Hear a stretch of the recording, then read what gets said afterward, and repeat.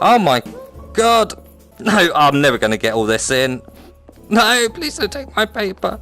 No, just fit in. Hello. What? What?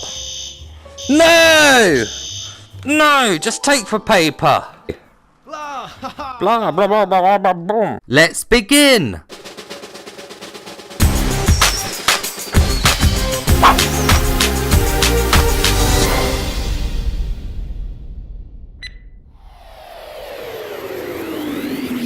Prison Boss is a resource management and crafting game. You are in a prison cell and must craft items for other prisoners. When you have completed enough of these jobs for other prisoners, you are given a sledgehammer and you can break out of prison. When you first start in a prison, you are given very little materials to craft with. The actions you must perform to make each of the items is quite realistic. Well, as realistic as the move controllers will allow for. For example, to make a cigarette you must rip a piece of paper in half, sprinkle tobacco onto that half, tap the move buttons on the move controller to roll it, and finally lick the paper into place. To make some apple juice, you must fill up a bottle with water, place 2 apples into the top, which then actually appear in the bottle, which is a nice little detail and is also a useful one, as you know what stage you are in the process of creating it, and then you must shake the bottle to complete it. All of the actions in the game are very responsive, and they really need to be, as you are on a time limit and can only craft during the night time. You're not always safe to craft though,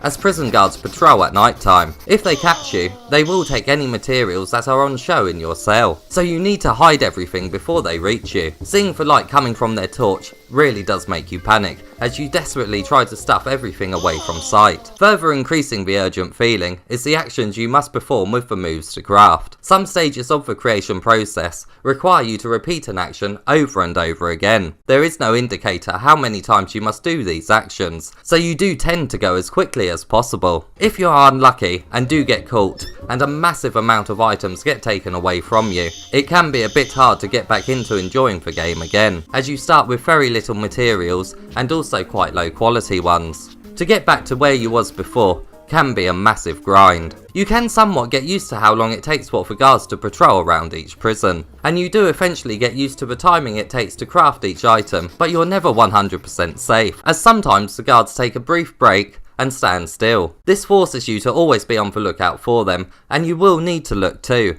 because you can't rely on the sound coming from their footsteps. There is no distinction whether they are to the left or right of your cell, which does create some very confusing moments that ultimately come across as a bit unfair. It's understandable why it was a design choice, as it keeps you on the lookout, but after playing so many VR games where you know exactly where a sound is coming from in the world, it creates some troublesome moments. In the daytime, a prisoner comes to your cell and you're able to either complete a job or sell the items you have stocked up on. To complete a job, you must give a required amount of items. Doing so raises your popularity and gets you one step closer to escaping. Some jobs reward you with new items that you can buy from the shop, and some spawn more materials in your cell. Each time you receive a new item that you can craft, a tutorial can be played. These tutorials have some comical writing included, and the loading times to and from this new area are very quick, ensuring that you're always involved in the gameplay. As well as buying more materials in the shop, you can also buy furniture to make your cell feel a bit more home-like.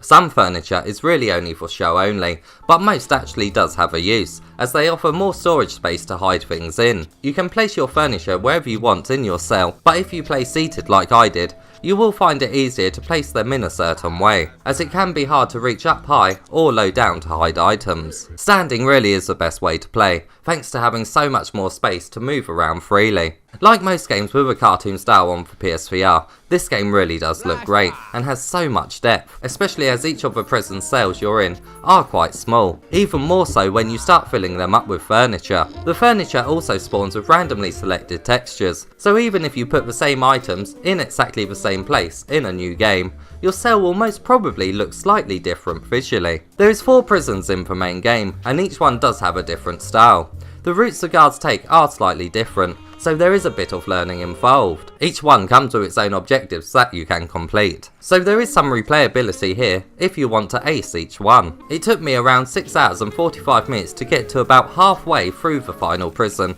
and personally, I've seen enough now.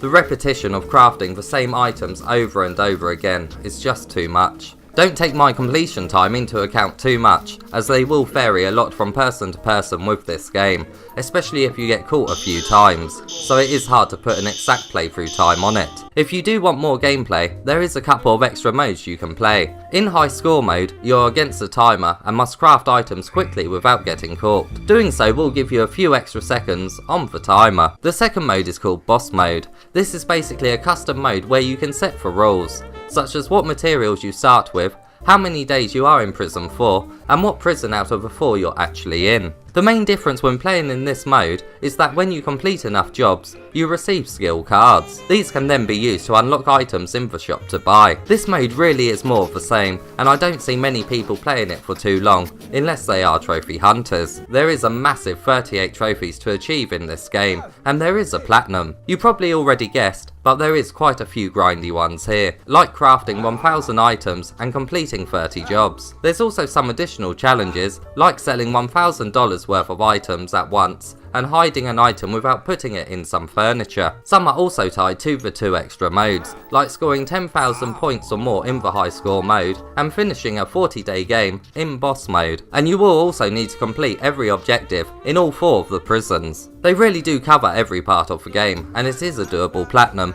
but you're really going to have to invest some time with this one, and I doubt many will see it through to the end.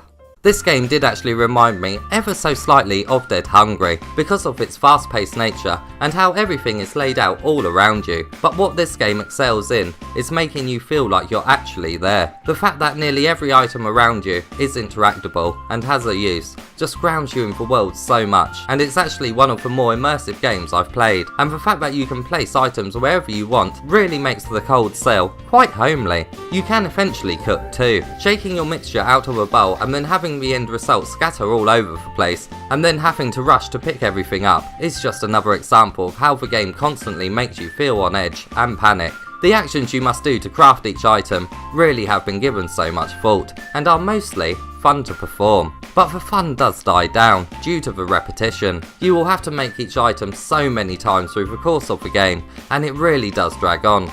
Even more so if you do get caught. If this happens, new items that you can learn to craft take longer to appear, which makes the game drag on and ruins the pacing. Rage quitting in these moments is very appealing. Out of nearly all the PSVR games I've played, I really did have to be in the right kind of mood to enjoy this one, and it will absolutely only be for a certain type of gamer. It's mainly a high quality experience that is let down by the grind. Sure, repetition is exactly what this game is all about, but it just needs something else. Some sort of random event happening at night time, or the inclusion of a storyline. Just something to keep it fresh throughout. Blah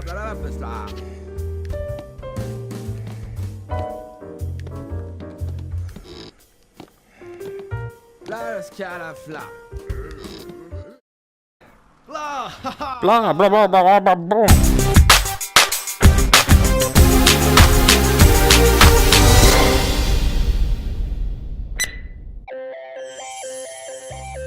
Don't forget you can try Prison Boss out for yourself right now, as there is a demo available in both the EU and US PlayStation Store. As always, if you found this review helpful, please give it a thumbs up and subscribe for more PSVR content.